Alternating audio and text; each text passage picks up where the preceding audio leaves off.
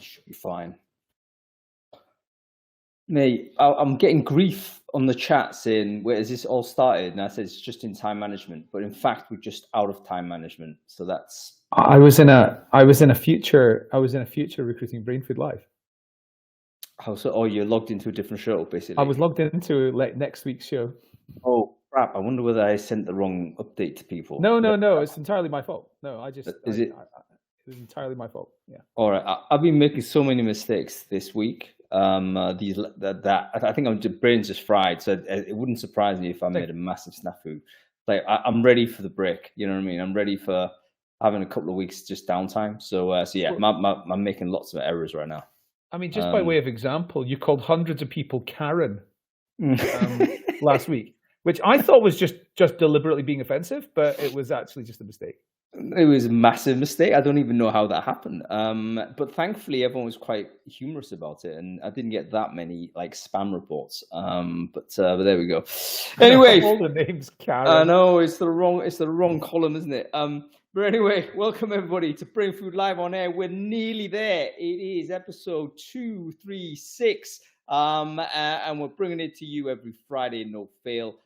This is kind of episode 2 of a 2-part series we're doing, of a 4-part series we're doing, should I say, which is all about look back on what's happening this year in 2023. I'm going to try and focus on 2 topics that are kind of related, but we do know they're separate. But we're going to try and bring them together in like part A, part B. Halfway through, we're going to flip over. So first half, we're going to talk about recruitment advertising, what's happened in recruitment advertising this year. Second half, we're going to flip over and think about employer branding, what's happening on EB for this year. So we've got like some world-class experts. I don't actually understate that are joining us and talking us through both of these aspects. It's going to be brilliant. So folks, before we kick through, just want to make sure that audio and video is fine. Hopefully I fixed my mic, by the way, so I should be sounding a lot better. If you can hear me in Crowdcast, do let me know in the chat. We should be live streaming this in everybody's channel. So I think we've got me on my LinkedIn. We've definitely got you, Adam, on yours. Stephen O'Donnell's doing it. Luke Davis, I think, doing it. Rob Walker, of course. If you're watching this on any of these LinkedIn lives, comment below. Let me know whether you can hear and see me okay. I think we're okay there. Let me do a quick check. Yeah, cool. I think we're fine. All right, we have to thank our sponsors as ever. And today, our sponsor is a repeat sponsor.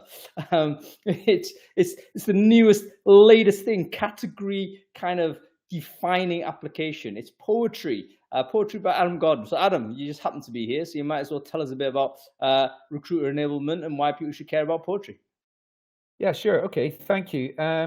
So Poetry is we describe it as a recruiter enablement workspace. It's solving 2 challenges. The first is it's bringing together many solutions that recruiters currently have to access right across their desktop, causing them stress and time trying to do the toggle tax and find everything. Solutions for marketing, for recruitment operations, for recruiter learning, and bringing together all the different third-party tools as well, accessible from easy-to-click tiles. Big emphasis on recruitment marketing. So we're offering solutions to help recruiters be better at creating social media posts, in-mail messages, emails, job adverts, personas, getting competitor intelligence so that they can build better communications. It's Gen AI enabled. We have a function called Inspire Me. You fill in a couple of fields in a form and it sends a 30-sentence prompt into the large language model we use to return back for you pretty much what you're looking for. There's one free workspace for an admin in every company. So you can sign up for your poetryhr.com. And I hope that's interesting. Oh, wow. Some people are saying Crowdcast is frozen. I don't know whether that's you or me. Yeah, I think we're fine. But you know what? I'm not confident on my IT. And it's basically BT have refused to come around now. They literally said, no, it's fine. I said, listen, mate, it ain't fine. So I need to get need to get a figure out why. I wonder whether the choppiness might also be because we're multi-streaming as well. But hopefully we can hear everyone okay as we go through. So we just have to bear with this limited ability we can do anything about that. All right, poetryhr.com. Check it out, particularly if you have a large a sort of recruiter team. I think this thing scales to effectiveness. So the more recruiters you have, the better. All right, cool. Let's review the newsletter, mate. Let's blast through that. What did you see that was interesting last week, mate? Well, the first one was the results of your poll. I've referenced the results of your poll a few times recently, actually. Only 26% of people have hired more this year than they did last year. So 74% of people have hired the same or less, mostly less. Yeah, I mean, it's just pretty straightforward evidence of it's been a pretty shitty year. Yep, I think so. And you know, this is not about wallowing in negativity, but it's useful always to get a little bit of a benchmark to see where it's at, because I think we're all a little bit lacking in confidence in our own assessment of affairs, because obviously we're only looking at our own business most of the time. But yeah, it was a useful poll, and I'm doing a lot of this polling, by the way, for a particular reason. Because I'm going to do a forecast post for next year as to what it looks like. And I'm actually going to go to some of these polls and say, look, this year it was like this. And I'm going to try and be very specific with a number, a kind of measurement, and a way in which you can test the prediction. So it's not just, oh, I think we're going to get better next year. It's going to be, look, very specifically, actually, there's going to be increased chatbot implementation by 40% based on this measurement. And then you can test whether I've got it right or wrong going forward. So that's what I'm doing a lot of these polls going forward from there. Anyway, yeah, polls are interesting. Okay. We're going to keep rolling. Give us a couple more, mate. Yeah, well, another one which unfortunately is a bit more wallowing again is that Atomico, the investment company, put out a sort of state of European tech report, and there's been less than half the number of IPOs and acquisitions at $1 billion plus in Europe this year compared to 2022. And 2022 itself was quite a suppressed year. So, I mean, yeah, I think like we're you know, if you've come out of 2023 alive, then good. It's a big winnowing effect, and this is what you're going to get. Basically, the businesses that emerge from this are going to be fitter, stronger, tougher, more confident. We just got to grit through. You know, you got to have that mental strength to get there. And that's not to say it's a weak thing to quit. I think that's totally fair to do if that's right for you and your business. But it's moments like this that does kind of, it's a big kind of winnowing out of the affair. Atomico, every year they produce this report. It is a fantastic report. It's one of the best I've seen in terms of quality, in terms of the level of data they provide. I think everyone should read it. But if you're a tech person or you're a tech recruiter, you absolutely need to read it. So easy to download. Just go check it out on the link I've just shared. I think we do emphasize tech a lot on this show, but I think that there is a downstream effect. If the tech sector is doing well, then it tends to be the economy's doing well overall. It feels like tech's a bellwether. And if tech's suppressed, then it's very likely that the economy is going to be suppressed. Yep, I think so. I mean, it's definitely related. And as we're getting educated as to how the economy works, we know different sectors operate in different places as well. But yeah, I mean, a lot of the exciting stuff that's been happening over the last decade in recruiting has actually been tech focused. So we've seen that. Yeah, at the same time, you know, we're going to look into more high volume. I think next year, Brainfood, we're going to talk a lot more in terms of blue collar hiring, entry level hiring, that type of thing, international hiring. A lot of that may not actually be specifically about tech at all. So yeah, it's important, but I don't think it's necessarily directly representative. Okay, cool. Give us another one, mate. Right. Okay. I actually only have one more this week. There was an article on Stack Overflow written by Stack Overflow, which said that people being productive working from home is not really the point. Well, it is the point for the shareholders and the CEO. But what they said is missing from the conversation is the fact that people are actually happier working from home. And also companies can have more diverse workforces if they're allowing people to work from home. It feels like we've been talking about this subject for years, but we have. But I don't think it's any less relevant because attitudes are changing. It's been a prolific year for CEOs trying to get people back into the office. So while I agree that if you've got the ability to work from home, then you probably are going to be more happy because you can choose what you want to do. I think I do want to be a bit like Gordon Gekko about this, which is if the company's not doing great, the CEO needs to do what the CEO needs to do to make the company work well. So it's horses for courses, and distributed workforce is not the right thing for a lot of companies, whereas it is the absolute right thing for others. Yeah, and there's a tension also between what's right for a human being and what's right for the company. Those two things are not always aligned. Anybody who's built a company at any scale would probably recognize that, because the founder of the company, the stakeholders, the shareholders obviously have a different type of commitment compared to someone who's just an employee.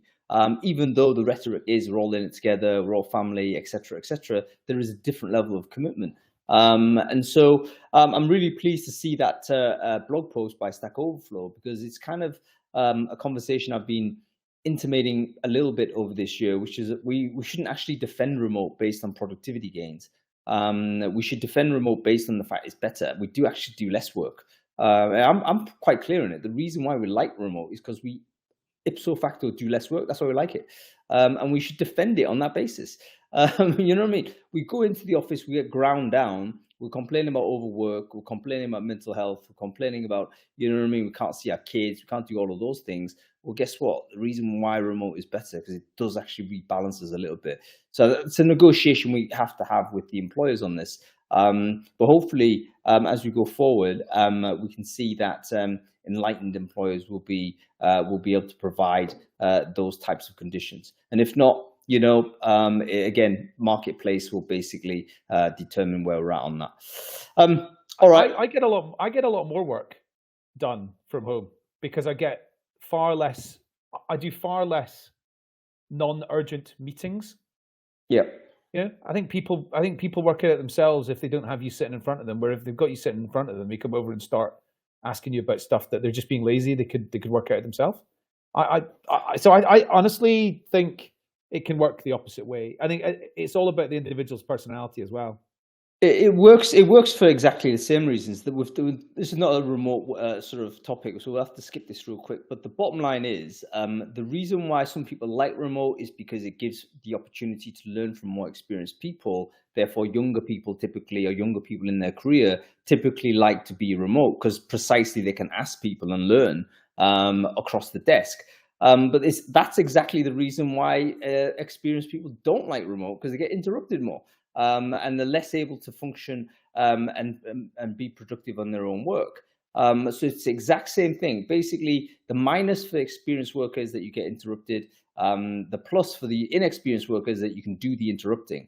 And that's why there's that tension between some people pro and con. And then of course you add the home conditions to it. Different story.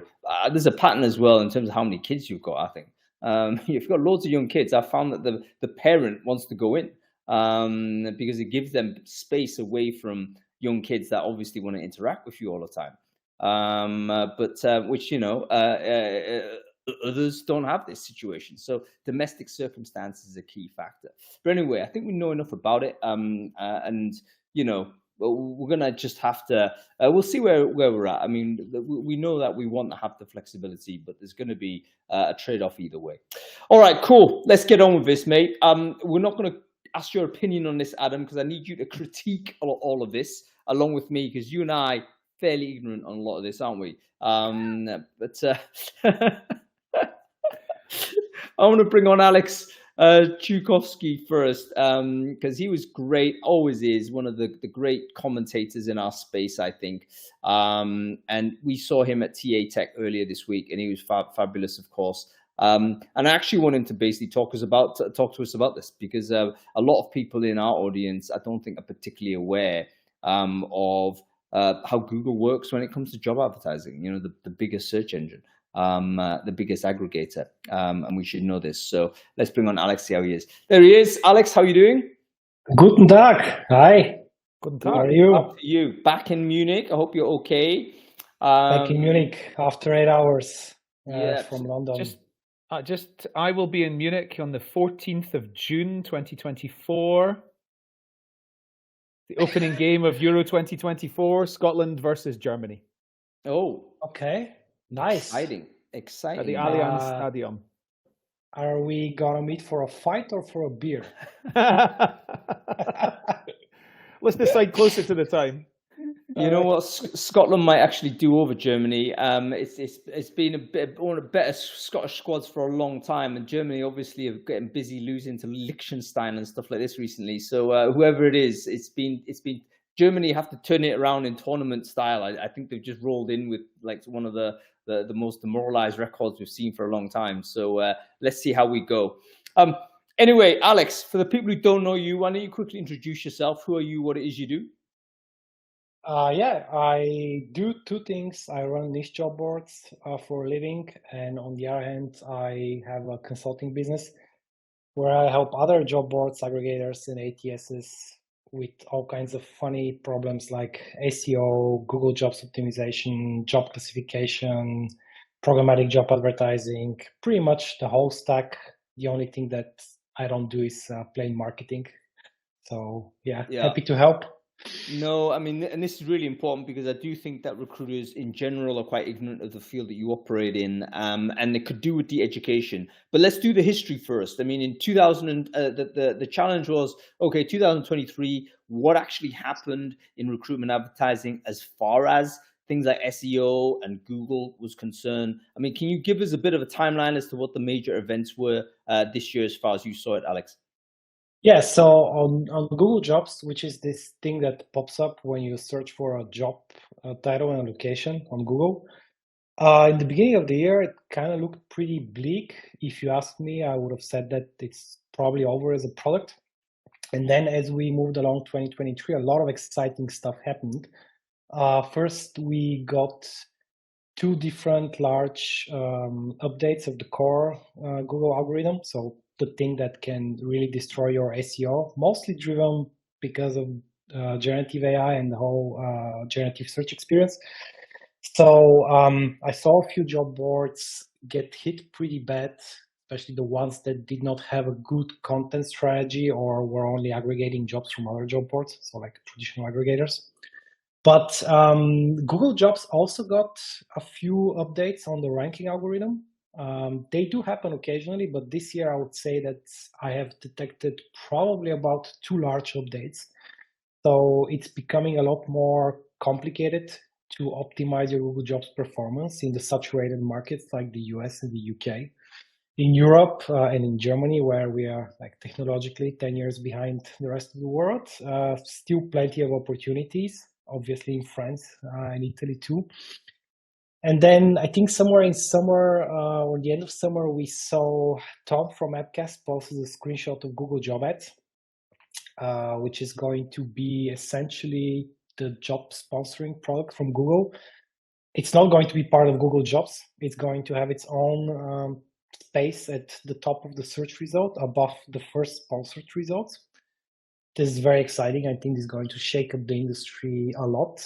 And just a month earlier, we saw the first new tests of the Google Jobs UX. So there is a new UX being tested for Google Jobs right now, the organic product. And Google has been also testing SERP features. So these are these additional, real estates in Google on the search result page that you see, like something like the answers, for example, or in our case, there are these new nice search pages for jobs, for job boards, right? So that they give more prominence to job boards. There is a direct button that pushes you immediately into the Google Jobs UX. So lots of changes. And to me, it sounds like Google is back into recruitment marketing full-time. Very, very interesting overview, Alex. A couple of things that you mentioned that I didn't realize. I didn't realize there was potentially a new kind of Google product that isn't related to Google for Jobs, but it's as you say, it's would this be a new way for employers to potentially advertise and to advertise a job and basically have it positioned above the other sponsored results? Absolutely, yeah. So the scope of this product is that you, as a job advertiser, can dominate the whole SERP page. So you can have the top area with the sponsored job ads. They look a little bit like car ads and shopping ads, if you know them. Then at the bottom, you have the usual sponsored job alerts. Then you have the first organic results. Then you have Google Jobs. And if you're someone like, large names that have a pretty good organic and paid campaigns, you can own these pages. You can literally own, product manager jobs in London. You can be the only brand that appears in these searches. I find this very intriguing. Yes, that is a big. I mean, Google have always had this latent threat, haven't they? They've always had the ability, given the fact everyone finds sort of content initially through Google. They could have always have done this, but they never did, and they allowed companies like Indeed to emerge to kind of be a vertical in jobs, a company like Skyscanner to emerge to be a vertical in flights, and it was all puzzling. Like, why didn't they actually, produce this? But they never did. But it may well be that they're in a situation where they want to get their act together. Perhaps there's more interest in revenue generation now that ads in general are being pressured. And perhaps finally Google are starting to think, you know what, we can't roll into this new world with 95% dependency on ad revenue, purely in traditional ad revenue. They need to find other ways to get some money in. So very interesting. Alex, where would people find more information about this? Is there a sole source? I mean, is there a place that you post this stuff? How do people like? Yeah, my LinkedIn and my blog, alexanderchukovski.com, it has only 5 articles, but it's picking up slowly. Yeah, share your blog in there, Alex, and also share. I've also shared your LinkedIn as well. Definitely follow Alex. He's a really good commentator with a very clear specialism, which I really like. Because it gives people, I think, a very not an accurate window, because everyone's obviously biased, but it gives people a window into a field that they perhaps wouldn't normally spend a lot of time doing. So that's exactly where you want to do. So Alex, listen, thank you so much for joining us, man. We're going to roll on, roll off, because we've got tons of people to bring on. So thank you very much Thanks for having me. Time. Great to see you, and we'll see you soon, man. See you soon. Bye-bye. Super interesting. I know we've got skeptics in the crowd there, Jeff. I totally get you. Google, when is it happening? We don't know. That they've got a long history of promising the world and not doing anything.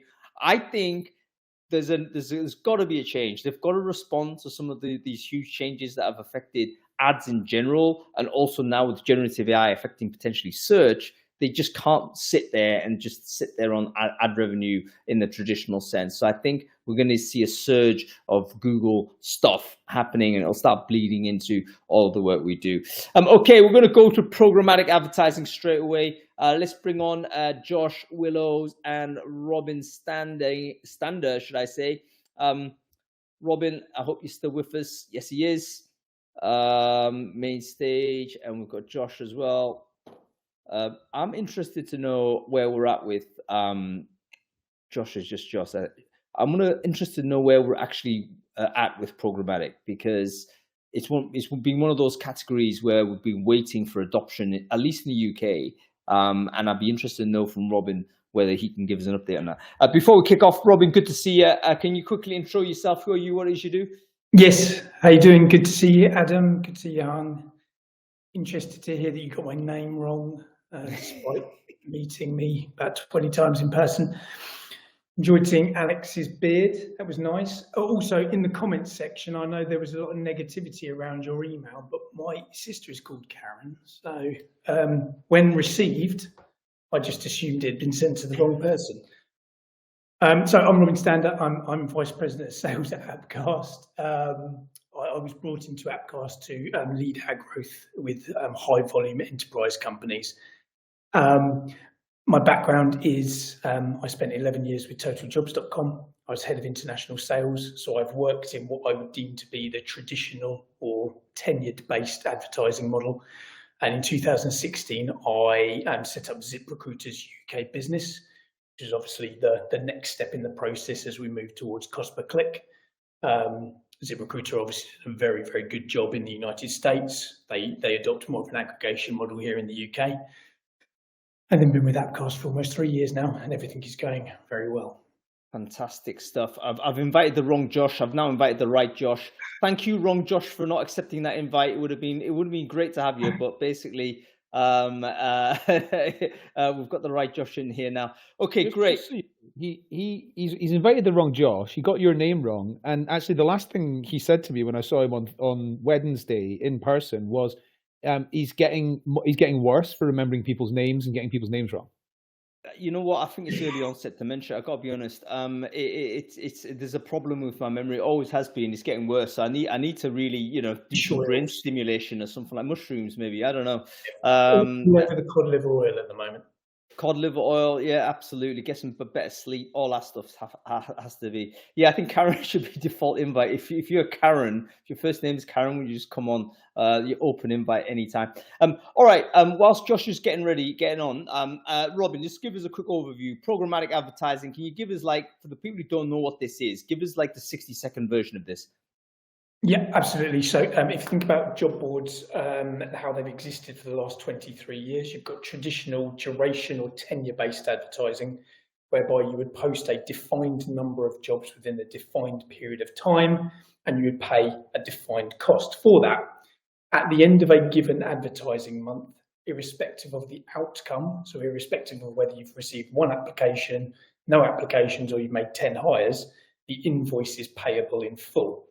Indeed changed that business model when they moved to something called cost per click, and obviously there's been a phenomenal amount of noise about that in the last 24 hours and the direction they're potentially going in.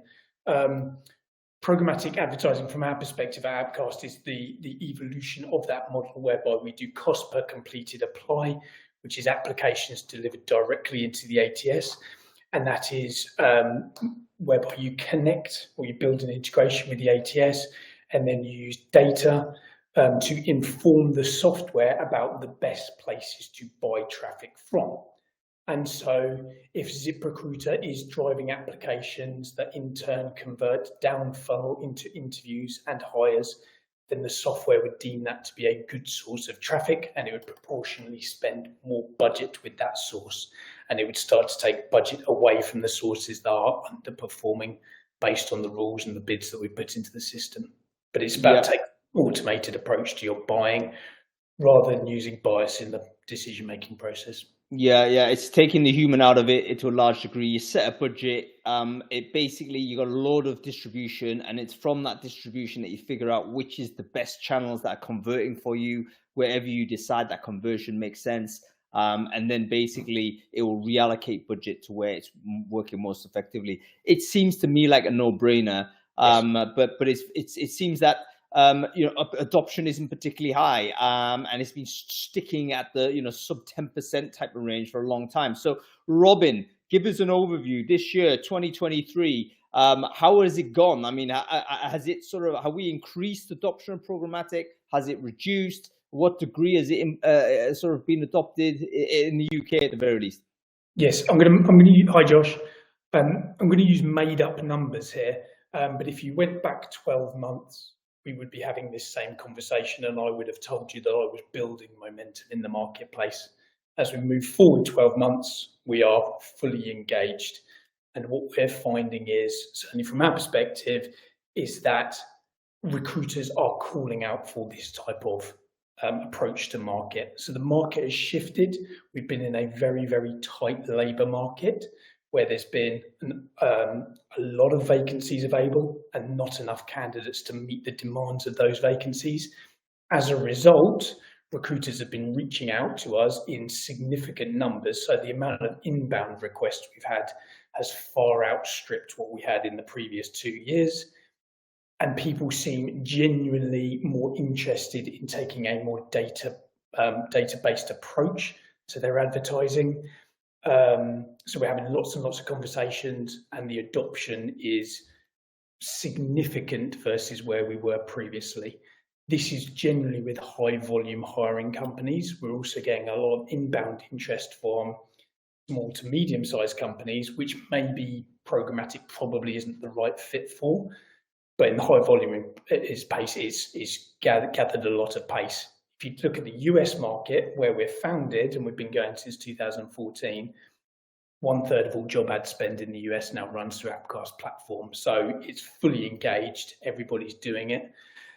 Madeline Lorano, who I quote a lot from Aptitude Research, she did a report about 6 months ago, and she said that 62% of companies that she surveyed are looking to increase their investment in programmatic advertising in 2024. So it feels like all guns blazing right now. Cool. Folks, in the comments section, wherever you're watching this, let me know what your thoughts are on programmatic. Have you used it this year? Do you intend to use it or input any budget onto it next year? Just say yes or no to those questions. I'd be very interested to know what the general vibe is here. Josh, great to see you. Thanks for persevering, man. Why don't you quickly introduce yourself, Josh? Who are you? What it is you do? Yeah, sure. So my name is Josh Willows. I've worked in job advertising or recruitment advertising for over a decade. But if we just focus on 2023, I had a couple of different jobs in the same industry. So I started the year in TA, where I was working, I'm responsible for global job advertising at IBM. I'm now vendor side at Veritone Hire, where I'm head of programmatic sales. Veritone Hire, probably a new name for everyone on the call. It should be, because it's only a couple of weeks old. But basically, Veritone have purchased a couple of businesses in the job advertising space, notably PandaLogic and Broadbean. So whether it's traditional or programmatic advertising, we have a platform that combines the two. That's amazing, man. I mean, it's because you've seen it from two sides this year, haven't you, Josh? In a sense, obviously in-house at IBM and now vendor side. How have you seen the year in programmatic, so to say? If you could describe if you could give us a bit of your own verdict over the last 12 months on the industry, what would you say? It was so bleak at the beginning. I was going to try and inject some positivity, but I think I would look at it as kind of tough for a lot of vendors in the programmatic space. I mean, there was a simple fact that there was less jobs in 2023 advertised than there was in 2022. That's going to hurt everybody because is that a hard fact? Basically, absolute number of jobs advertised has gone down this year compared to last. Yeah. So if you look at the number of job roles, pick your market, US, UK, we had a big boom right in 2021, first half of 2022. This has really been coming from the second half of 2022. But yes, there's less job numbers that are advertised. Now, on the flip side, and this is where I'm going to try and be positive, there's been more applications per job, and we've seen that trend going up. So the obvious thing being more candidates on the market, that leads to more candidates applying for jobs. So when you look at it, and I'm going to try and spin a positive, if you're an employer, what that means is when there's more candidates applying, the CPC or the CPA, it goes down, right? So it's a fact really that if you advertise a job today, you'll get more candidates from your money than you would have done at the same point in 2022. Those prices have come down slightly. If I look at it from an employer and being a large employer that lent more into programmatic advertising this year, I think that I was really looking at it from my perspective in two reasons. So I look at it first of all for kind of simplicity. So I love traditional job boards. I've worked for traditional job boards and we still think that they have their place, but we all know that if you use more than one, it's a very unregulated market. You've got to set up tracking for each individual one. They have different pricing structures. That was one side of it. But given the market we're in, and let's be frank, for most businesses, it's a tough market. It was the agility that was kind of the real sell that like senior corporate people in IBM bought into. The reason being, right, if I work on a more like credit-based board, then I'm tied into that. I have to commit to a certain amount. I have to use that inventory. If I don't have the jobs to fill them, I lose them. If you have something like programmatic and I need to hire salespeople in the US in January, but that switches and I need tech developers in the UK in April, doesn't matter. You just kind of route the money wherever you need it. So it's kind of like a special ops that you can go out. And I used to just use the phrase like turning the tap on, turn the tap off. If you need candidates, turn the tap on. When you're done, turn it off. And that's one other thing that I think is underplayed sometimes. Like credit-based boards, the biggest strength is you can put a job on them, and if you get 50 applicants or 5,000 applicants, you pay the same amount. Now, in a market where we have under-resourced teams, actually sometimes turning the tap off is what we need to do, because we have too many candidates applying for the jobs, and we need to be able to have a way to assess them properly and respond properly. So those are a couple of the things that I saw from the in-house side that I think made a real difference. You know what? Really interesting. The programmatic advertising, as more companies adopt it, it'd be more accurate representation of how many jobs are out there. Because generally speaking, you can switch jobs on and off more efficiently. Whereas if you're time-based or duration-based, how many of those jobs are actually technically filled, but the job's still hanging on in there? You haven't manually gone and deleted it. Most people just like run it to term and leave it to go. It's the same with CVs. Like if you've applied if you banged your CV up on a job board and you've got a job, you don't go to every job board you've gone to and start deleting it off. You just leave it. And so you've got a lot of dodgy data out there that every analyst is reading and thinking, oh yeah, that's an active candidate or there's an active job. Actually, it may not be. So programmatic, as the adoption improves, so should the intelligence. It will be a better source for us to understand the health of the market as more people use it. Very, very interesting. Okay, cool. What else? We've got to talk about sort of, let's talk briefly about some of the cost per application issues. I think what terrifies people generally is exactly that sense.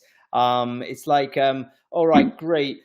Maybe I'll be wasting 500 quid on this job ad, but I know it's 500 quid. It's not going to be a case where suddenly it scales out to 10 grand or something because I've just had an overwhelming ad response. And in fact, that's actually one of the criticisms of Indeed's kind of experimentation with cost per application. And we're going to talk to Jeff a little bit about that when he comes on. And we know, of course, they've abandoned that now. But one of the very early complaints that they received was that companies were used to paying this amount of money for a job, and then they turn up like 24 hours later and it's actually banged them for several thousand, and they said, what the heck is this? So people, I think, have that residual fear of this. How do we resolve that? Has the education improved in terms of how we deal with it? Has the customer service improved to help people avoid this situation? Yeah. I mean, there's the approach that, well, if you look at the cost per click model, there is obviously a phenomenal amount of wastage in that process. So you advertise a relatively junior level role and you get hundreds of clicks.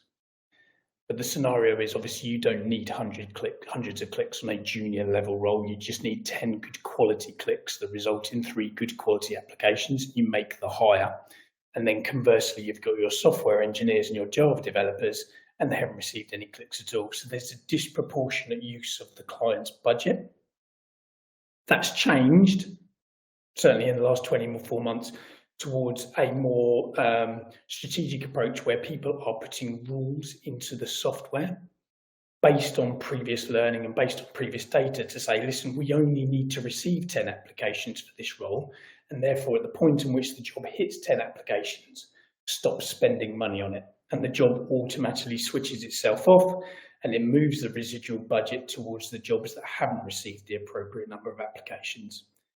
Now that can be done within the software, but it can also be done with the support of an account manager, a performance marketing expert who will control the performance of the account for you. So there's that. From our perspective, we obviously do cost per application, which is whereby you track to the candidate to the point on which they've clicked on the thank you, made it through to the thank you page. And there is obviously a risk, as again, obviously we've seen everything going on in the marketplace with bots and so on, that you're just going to get a load of irrelevant applications. So what we're trying to do is move to a more quality focused approach, which is whereby we track down funnel metrics. So although the invoicing mechanism is still cost per application, you're tracking things like cost per interview, volume of interviews, cost per offer, number of offers, hire, and so on. And you can do that with integrating with lots of the big ATSs like Workday, with iSIMS, SuccessFactors, Greenhouse, Smart Recruiters, and so on. So the market is catching up quickly when I'm sure Josh will be the same, when he's having conversations with customers. This is all very new to people. And so they're in a process where they're still using tenure or they're still using cost per click. And then we're having a conversation about measuring down funnel metrics all the way through to hire. So it's trying to close that gap. And everybody is very receptive to it. And when they understand that actually the integration with the ATS is relatively straightforward, there's not really much work involved in the process, then it's relatively easy to obtain. I think we've basically failed to educate the market. I feel I feel that we've been banging on this for several years now, and it's still a mystery. Ed, by the way, I totally feel the same. People do have that fear because they don't want to stick a credit card in, and then the worst experiences that scales out. Now you're saying it doesn't happen, but the residual fear is there, so it's not being resolved. That's not being removed from the perception of the market. You know what? I think an AI interface might solve the problem here. Because part of the problem is that people are looking at a complicated dashboard and they just want to look at another dashboard they don't understand. It's like, just give people an input to say exactly as you say, here's a job, my budget for this for 10 candidates is that's the minimum, switch it off when it hits that number, and then talk to me again if I want to switch it back on again. Boom, that'll scale up the amount of adoption by a long stretch. So it's a UI issue, in my opinion. And I'd be interested to know whether, actually, it's another topic of conversation, whether that's going to be reinvented in some way. But there we go. Okay, go ahead. It's just also understanding that 12 months ago, people were considering programmatic advertising as like a dark art. And it's obviously a software-based approach to the market as well. And so it's not about working with the customer and then just leaving them to their own devices and letting them make a load of mistakes. It's about holding their hand through the process. Us or Veritone or anyone else in the market are the experts in handling the technology, and thus we set the rules, we set the bids to ensure that they get good outcomes and the spend doesn't run away and people don't have to wake up in the middle of the night worrying about it. Yeah, very good. Okay, Josh, final word to you. Go ahead. You're going to say something anyway. Yeah, I was just actually going to elaborate exactly what Robin said is right. I think something that a lot of people, I think, hang too much on one metric, right? So different ones that you can take different metrics and they can mean a different thing, but all of them are going to contribute towards you having a better job advertising process. So let me explain what I mean. Cost per click versus cost per apply. Well, if you're getting loads of clicks and no applications, that tells you your job advert isn't very good because you're not converting. If your application starts, application complete is bad, it means you've got a long apply process. If your application to shortlist isn't very good, it means you're not getting quality. So all of those tell a slightly different story. And part of the job that you have to be able to do is, rather than come into high-level stakeholders and say, our CPC or our CPA, I must have explained what an apply start was 1,000 times, right, across my time. So trying to take that into actionable insights is when you then become a bit more strategic in-house and also get a bit more of the kind of senior level stakeholders on your side. Yeah, I'd be interested to know what kind of educational stuff you guys do for 2024. But that's a conversation for next year. We have to move on, folks, because we're rattling through this. So Robin Stander and Josh Willows, thank you for joining us and talking to us about Programmatic for this year.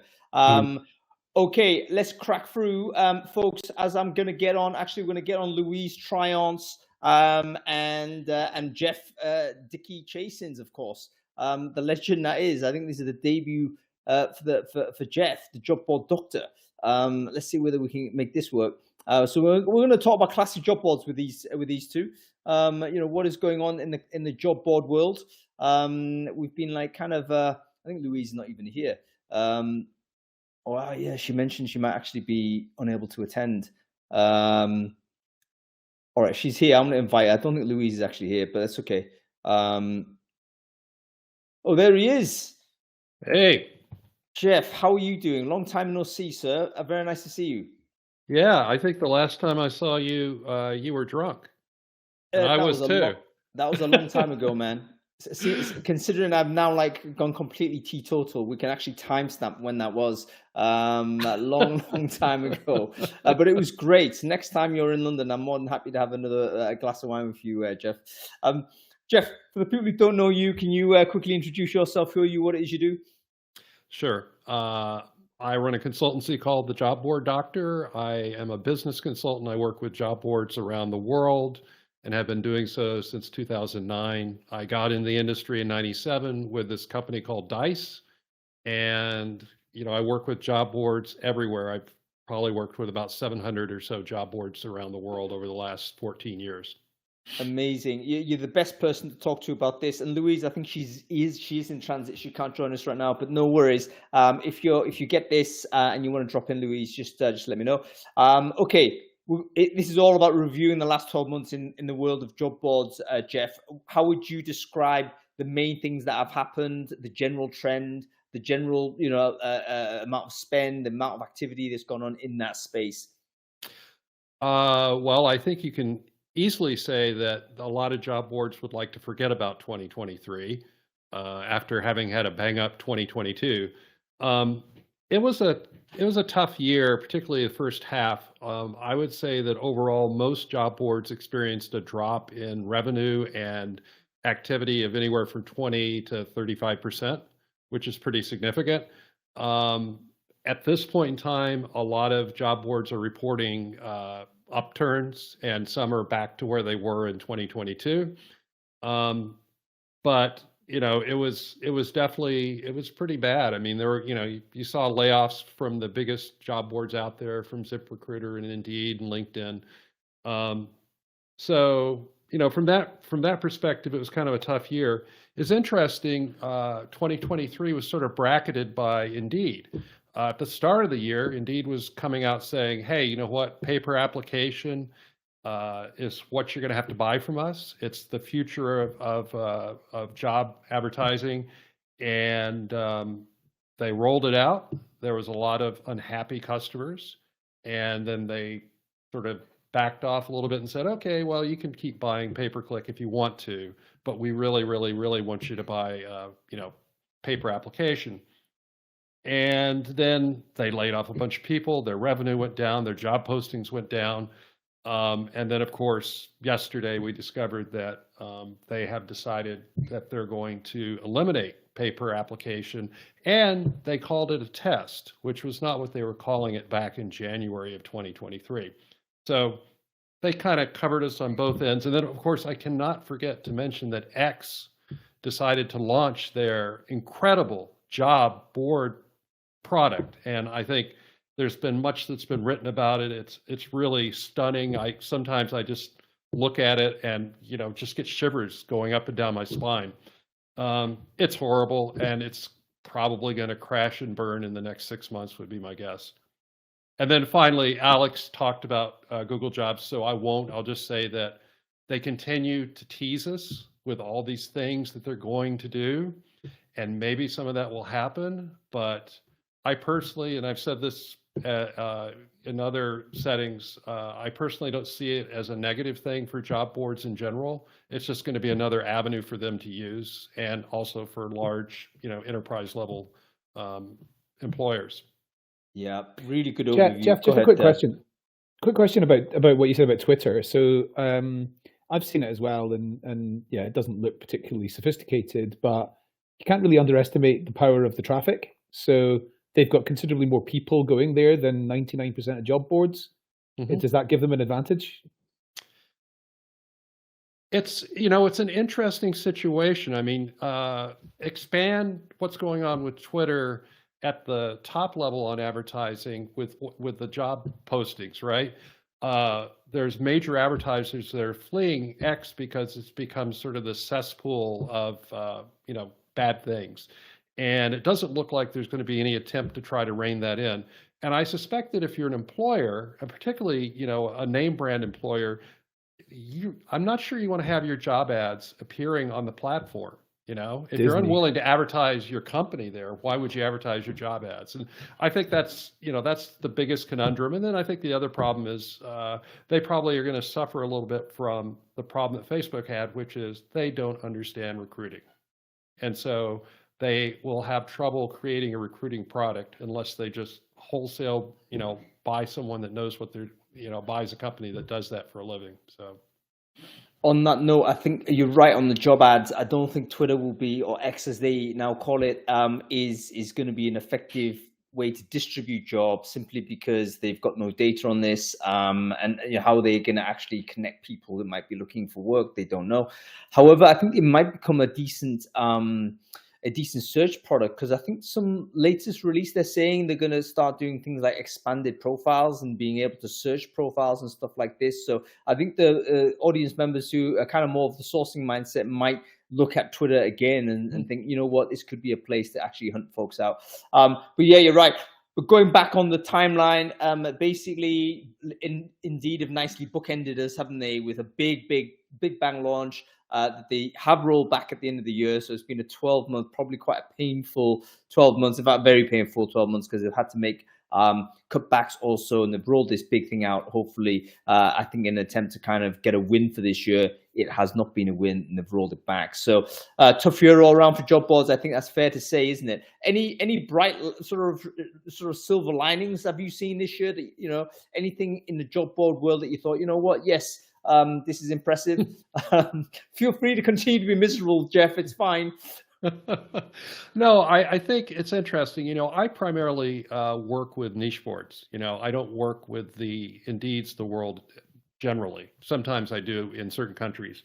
And so I think, you know, what we saw here was sort of a bifurcation of the market where the generalist sites really suffered because they were so tied to high growth markets and because they really depend on volume. And so if you mess with the volume, it really screws you up. The niche boards, it really depended on the niche. And so there were certain niches where I would talk to people in a certain niche and they'd say, yeah, you know, we're having a great year. And others say, oh, you know, the first 3 months was horrible. Now we're having a wonderful year, you know. And so it really just depends on where you're working. And also, what kind of board are you? I mean, are you like a really boring traditionalist board where the only thing you do is you have duration-based postings and nothing else? You probably had a sucky year. If you're one of those sites that sort of has more content, it's more content-driven, it's more interactive, it's got more engagement with its candidates, you probably had a good year. You know, people left and then they came back because they were coming back for multiple reasons. So. Yeah. Jeff, George Larocque was on here last week and showed where investment in HR tech has gone this year. And as normal, investment into TA tech's been massively dominated by job boards and marketplaces. Have you got any predictions around innovation for the next year or so? I would say that most of the innovation, and I hesitate even really to call it innovation because it's been going on for a couple of years now, but I think most of it's going to be happening with generative AI, chatbot type things. There's a number of boards out there that have already instituted things that help with candidate onboarding, with candidate adoption of certain products that they want them to be using, like a job alert, for example, or going into a newsletter or doing an assessment or anything like that. And then we may possibly see some of that leak over into the employer side, but I have a feeling that most of that sort of stuff is going to be happening instead with the ATSs and some of the recruitment platforms rather than the job boards.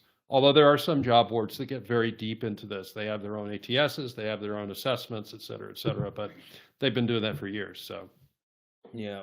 Cool. Jeff, listen, we have to move on. Wonderful to see you. I believe making your debut on Brainfood Live. I can't actually believe it's taken us 236 episodes to get you on. As disgrace, particularly as we were on direct dial, right? There's no reason why this has taken so long. So we're going to have to do it and bring you back early next year. Maybe we do a forecast on what the job board market is looking like for 2024. But sure. Jeff, Dickey-Chasins, great to see you. We'll let you go at this point, sir. Thank you very much. Cool. We've got to move swiftly on, folks. But before we do it, we are always going to make sure that we are leaving this conversation with more connections than we ever have before we have entered it, because we want to make sure that you guys have the conversation or the ability to continue to talk about this after we come off air, which needs to happen in 10, 15 minutes or so. So take a moment, grab your LinkedIn URL, share it in the comment thread if you're watching it on Crowdcast. or share it in the comment thread, no matter where you're watching it on LinkedIn, and then make sure you connect with everyone else who's done the same. There's hundreds of people watching this in different sort of spaces. You should emerge from this with at least 20, 30, 40 really good connections that can help boost your network into 2024. And by the way, if you just turned up every week and literally just did just that, you can count the number of sort of connections you might be making, all of whom are people who are super passionate about the space, and some of whom, as Ed mentioned, some of the rock stars of the industry. So this really helps you get to where you need to go. Okay, cool. We're going to shift tack because we're going to go to employer branding. Vicki, Charu, and Steve, you've been very patient. We're going to bring you all on one panel now, and we're going to have a talk about what's happening in EB this year. Let me see if I can find the people. So Charu Malhotra, there she is. Let's invite Charu. Boom. We've got Steve Ward, I believe. Is Steve, you are here? Is he here? Yes, he is. And we've got Vicki as well. Let's see if I can find Vicki. Vicki Saunders, there she is. Nice. Cool. Let's talk about EB. In fact, whilst we get people on, do you have any thoughts on employer branding for this year, particularly, Adam? It's hard to do EB when you're sacking people, or when you're not growing. Do you think we've gone backwards? Are we in stasis? What's your view? Yeah, I mean, I think we probably are. It's the same thing as, diversity matters when everything's going great. Marketing team matters when everything's going great. Employer brand matters when everything's going great. Unfortunately, employer brand is probably about the most important thing that a chief people officer should be focused on, and it's not up there at the top of that person's list. Right. So there's Adam's amateurish opinion, but I do respect it because I think it may be true. Like, has it been like deprioritized in this very tough year when everyone's saying we've got to just be operationally efficient, etc., etc. Before we get into the chat, let's introduce everyone though. Let's go left to right as I see it. Charu, why don't you introduce yourself? Who are you? What it is you do? Yep. Hi. Thanks. I'm Charu Malhotra. I've worked in recruitment marketing and employer branding for about 15 years now. Worked at Primark, Ferrero, McKinsey, and I'm currently at PA Consulting doing DEI, recruitment marketing, employer brand on a global basis. Yeah, I'm glad to be here. Great to see you, Charu. And we've got Vicki Saunders as well. Vicki, can you quickly intro yourself? Who are you? What it is you do? Hi, yeah, I'm Vicki Saunders. I've been leading the employer brand and EVP teams at Boots, BAE Systems and Currys for the last 10 years. I'm now the founder of the EVP consultancy and the employer brand coach. Amazing. Great to see you, Vicki. And what a wonderful conservatory you have as well, by the way. And can I, and it's Steve Ward as well. Steve, quickly introduce yourself. Who are you? What it is you do? Hey, Hung, my background looks terrible compared to the others, doesn't it? I should do better. Your foreground looks terrible, Steve. Worry about that first. Well, that's the problem as well, isn't it, really? Yeah, so look, I'm Steve Ward. Hey, everyone. I head up employer branding solutions for Universum, world's largest global employer branding agency. Our talent attraction and branding has been my thing for years. I love it. It's the best bit of recruitment. So yes, that's what I do, and really looking forward to chatting about this stuff with a couple of my superstars sat alongside me here. I love Vicki and Charu. I've listened to them all day. Fantastic stuff. And we've lost Adam Gordon, which of course is always a bonus. But you know what? Let's take it back up on what Adam mentioned before he stepped away. EB, has it kind of, have we seen the reality of EB in the sense that it has been deprioritized this year? You think? I mean, Charu, you're nodding your head there. So what are you seeing on that? Yeah, I mean, I agree with Adam, which doesn't normally happen. So I'm glad this is going live. I think organisations have largely thought about employer branding in the space of recruitment, and when recruitment's so start and can be quite paralysed by what's going on in the world, it's really easy to deprioritise it, and I've seen that, and I think it's interesting. Is it the right thing to do? Absolutely not. But I would say that one of your colleagues said earlier about it not being like a tap when they talk about programmatic. And that's the danger of when we look at employer branding like that. You don't switch it on and off. So I've been doing some kind of research this week around Taylor Swift and how successful she's been. And I've wanted to interject some of that when you asked the question. But I do think that's turning on and off of employer branding is a massive mistake. And it's quite dangerous. And I don't say that lightly. Why is it a mistake, Charu? Why is it a mistake? Well, we are always going to want to be looking for people. And employer branding isn't external. Good employer branding professionals, and I include everyone on this call and people watching, look at it internally from a retention perspective. You'll have a whole harvest of people internally that are disengaged if you don't think about it as an employer branding internal exercise. You don't want disengaged, unproductive, unhappy people who feel handcuffed to their job and they end up being disruptive in lots of different ways. So I think it's a mistake when you switch off employer branding. Yeah, so this is connecting employer branding with general care for company culture, and not forgetting, actually, if you're not growing or you're cutting staff, actually, that's when you need to apply more care, because that's when people are feeling more stressed and uncomfortable and generally high anxiety. Okay, Vicky, let's go to you on this. What's your perspective on where EB has been in 2023? Has it been like an awfully dry desert? Like, what's your view of where we're at as an industry here? I think there are some green shoots of things that are happening. I think advocacy has totally ramped up the agenda this year.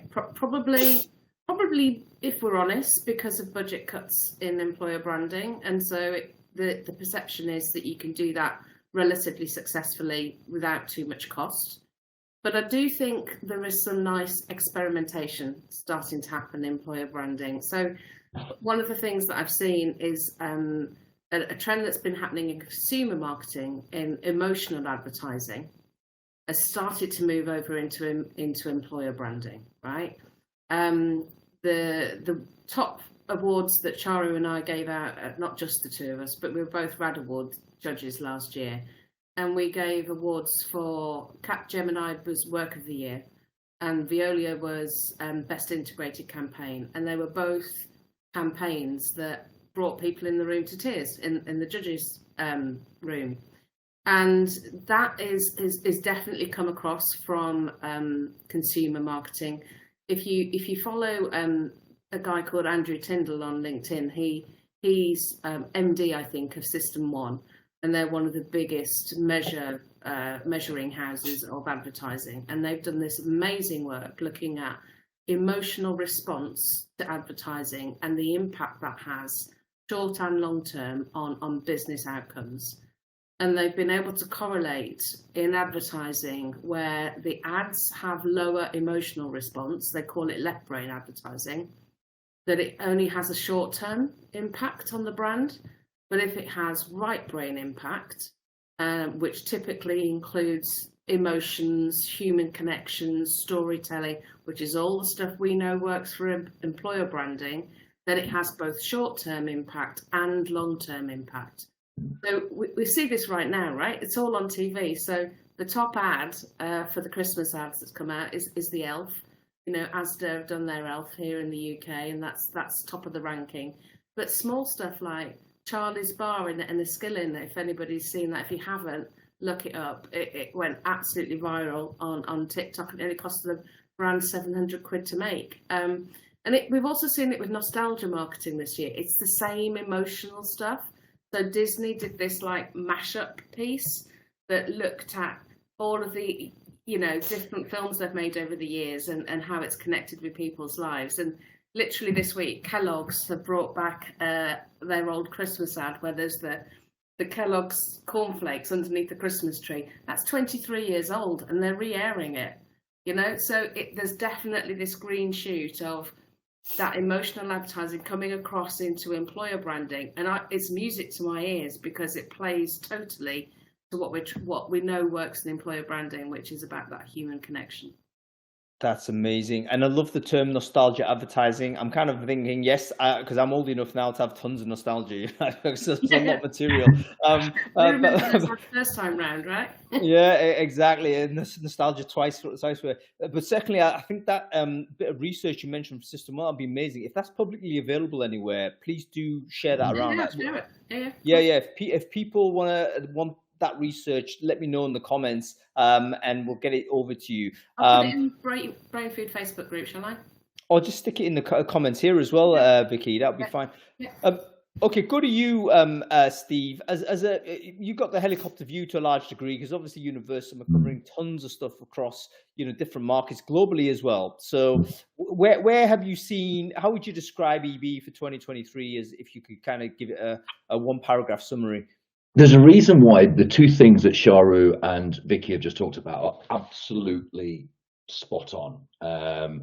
Keeping the tap on and the emotional piece. That's exactly, if I was to capture a trend, the things I wrote down here were up and down, employer brand, stop. A bit like people were talking about the job ads earlier. It's like when you stop, you kind of stop doing it. So, and it's almost like some companies stop employer branding when they stop advertising, because they have got a bit of a hiring.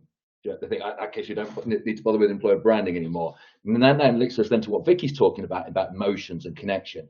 The biggest trends this year have come out of the fact it started with tech having a pretty shocking time at the start of the year, big tech, big redundancies, etc., etc. Now, what we've noticed in the research part of our work, which would have happened in the first half of this year, is lack of love towards tech companies.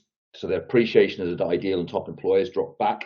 Then we started to look at where do they go instead. So if people drop out of that pond, where do they go instead to get? And there are two pulls given what happened. One is trust and emotion, and the other one is stability. Now, stability is probably a really obvious one. Like, we all need a bit more stability, no doubt, because of course there is, we're in a world of flux and change and challenge and financial challenges. But the emotion and the human element is really important in this shift. And the trust is the bit I'm always going to put behind it, because what we saw since COVID is a breakdown of trust between the employer and the employee. And that is only exacerbated by redundancies, broken promises, what feels like to the average employee broken promises. So therefore, where does employer brand start? It doesn't start with advertising. Starts with what's going on inside the organization and how we as employers engage with our employees in a way that therefore creates, and I would say emotion has absolutely become one of those important stories in the midst of that. But largely as well, what we've noticed a shift this year, and Vicky will see this a lot in the work that she does now as well with EVP consultancy. A lot of the EVPs are now looking inwardly focused first, with a consequence to externally focused after, rather than it being, we're creating an EVP to attract talent. We're creating now an EVP to consolidate our culture, our identity, our bloodline, and hopefully the goal within that is to bring our people together, to hold people inside the organization, to gain better relationship between the leadership and employees. And then build stories out of that. And they, I can tell you, are the best stories. The stories that come inside. Those of us who are in areas where we do copywriting. Copywriting can never capture what an employee story, in their words, absolutely feels like. And I think that's the shift I've seen. Less EVP and employer branding for outside world first, more towards inside consolidation, culture. And then that gives you an amazing platform for outside communication without it feeling like it's a sell.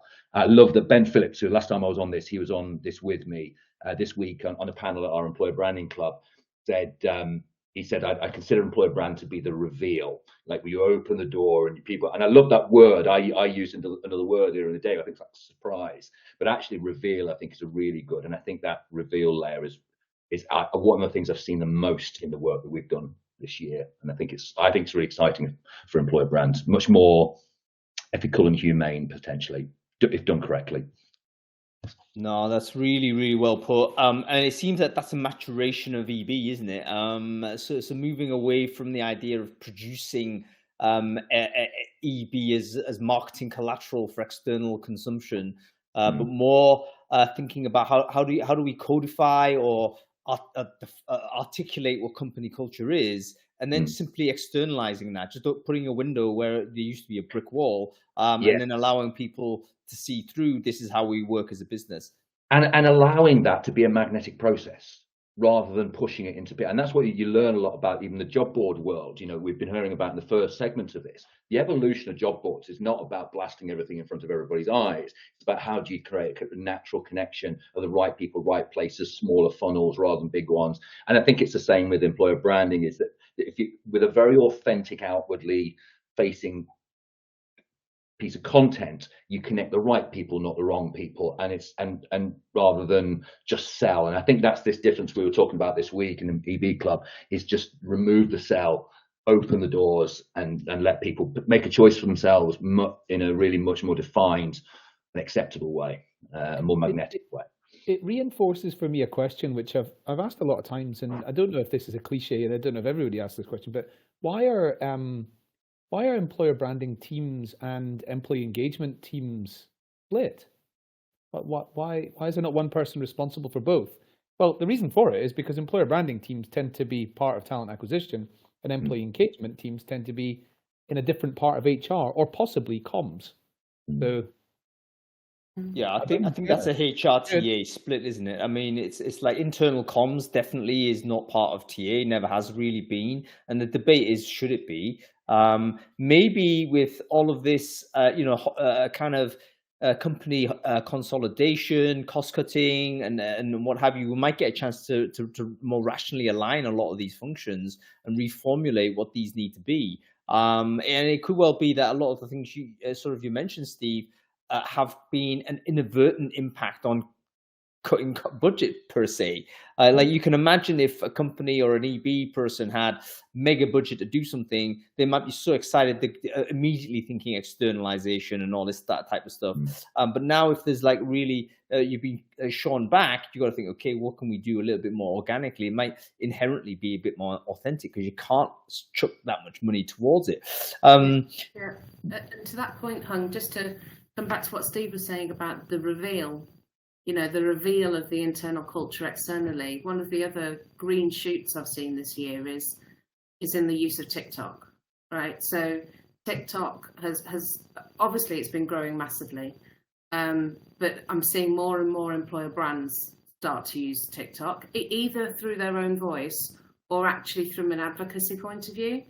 And that is a place where if you show up with too polished content, it dies, right? It has to be really authentic. Google did some great work where some of their work, it was people walking through their daily lives at work as part of their employer branding activity.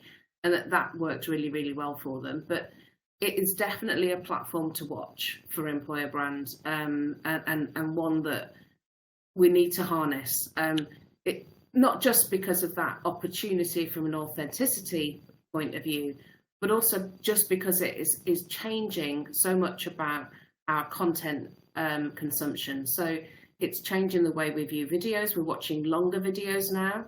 Instagram is still sticking at 60 seconds, and half of people on TikTok watch films over a minute long, and they keep adding the lengths that you can get to. So just this year now, they've added you can get up to 15 minutes. From October this year, some users can show 15-minute films now on TikTok. And the other thing is, it makes sense from a job ads point of view. Everyone starts a job search on Google, right? We all know that's where people start. But actually, TikTok is starting to take share from Google for search, particularly in Gen Z, right? So 3/4 of Gen Z are saying they're using TikTok for search. So if we want to be after Gen Z from a recruitment marketing point of view as well, TikTok's the place to be. And it's cheap to do, isn't it? There's another thing that is definitely the reason why things go mass market is because of the ease factor. I mean, I've been thinking a lot about YouTube versus TikTok. YouTube prior to TikTok was the only place where you could do video. But of course, that's a desktop phenomena. You need to have setup, you need to have camera, you need to have production, etc., etc. Guess how many people have that? Actually, a very small number of people. Whereas TikTok obviously just need a smartphone, and like billions of people have that. So it's about accessibility and making it simple. I'd be interested. I mean, obviously, we kind of annually we do how to recruit on kind of platform. So no doubt we'll do that for TikTok as well going forward in 2024. But as we're really running, go on, Adam, you about to say something? I'm just going to say it also leads me to the thinking about, well, what's after that then? Because Gen Alpha use ChatGPT and Bard more than Google and more than anything else for search. So what's the EB implications? Where does that of go? AI? Yeah, I mean that's going to be a really. To be honest with you, we've just nailed the topic of conversation for 2024, because we do know that actually the primary use case for generative AI today is in media creation, whether it's text, video, image, whatever. So it'd be really interesting to know whether we've got any examples or case studies of companies that have used it in this way that's been effective, because we also know if you fake something, which you can do so, it doesn't work. So quite right, Josh. I mean, AI and authentic, can those two things work? Are they always inherently in tension? I think there's probably a pathway through somewhere, those two things. But right now they seem a little bit tugging away at each other. Okay, cool. Listen, we have to kind of move it on from there. We have to let you guys go because we are well over time. But I want to thank you for joining. So Charu, Malhotra, Vicki, Saunders, and Steve Ward. Thank you for sharing your input and insight on what's happening in EB this year. Thanks. Bye, guys. Thanks, guys. Good to see you all. Adam, by the way, I know what you're going to say. It's like, yeah, we need more time, and you're right. You know, like we got to split this up into bits, man. I mean, do you know what I mean? We're crushing it in, and we're rushing people on and off. But that's how we've arranged it. Next year we'll know better. We'll spread the Brainfood lives across chunks across the on a daily to do the review. All right, folks, we're off. We have to let it go. Next week we are on episode 3 of our 4-parter. We're talking LinkedIn. You can't get away from LinkedIn. Recruiters are basically sign into LinkedIn every single day, every 365 days a year. I'm pretty certain you do that. Anybody watching this, we're going to review it in terms of content, newsfeed, and search. We've got Andy Foote and Irina Shamaeva, two of the best people on both of those two areas. They're going to tell us all about what's happened in LinkedIn in 2023. Okay, make sure you follow the channel. Thanks for watching, everybody. We'll see you next time. Cool. Sorry, mate. I know it's like, I know your brain's frozen. No, it's all right. What are you doing? What are you doing for the weekend? Sleeping? Oh, by the way, I missed the event yesterday from Giorgio, so I need to update you on that. I just pinged him a message. I couldn't do it. I just blocked, but I'll catch up with him next week. What am I doing this weekend? Got loads of work, man. I just got to power through. I'm writing these essays on reviewing the year, so I've got to do 6 to 10. That's happening Monday. Got to do Brainfood. Got to do Christmas shopping. I'm way behind on that. I mean, Christ. Yeah, I'm looking for a break, but I can't see it. Do you know what I mean? How about you, man? I'm playing rugby tonight at half time on the pitch in the Glasgow Warriors versus Northampton game. What's happening? You're playing rugby, and Yeah. but what's happening on the? Oh, there's another game on the side. I'm playing on the pitch at half time in the Glasgow Warriors v Northampton game. No way. Against a bunch of former Scottish professional rugby players. Okay, for a charity thing. So I hope this is like 3 minutes of rugby. Well, it'll be 3 minutes of touch rugby. It's 10. It's 10, I think. I'm playing before the game and at halftime against like former Scotland rugby players. And then I'm actually playing I've got a full rugby match tomorrow. So you're going to be battered, basically. Physically, that's going to be hard work. Also, you don't lose your strength, mate. I mean, it doesn't matter if you're 85. I think if you've got strength at 40 odd, you're going to keep it all the way through. So That's the last thing to go. I don't fancy your chances, mate. But no. Nice to know you anyway. I just want to say it's been good hanging out. So yeah, good luck, and all right. I'll ping you next week, see if you're around, mate. All right, see you later.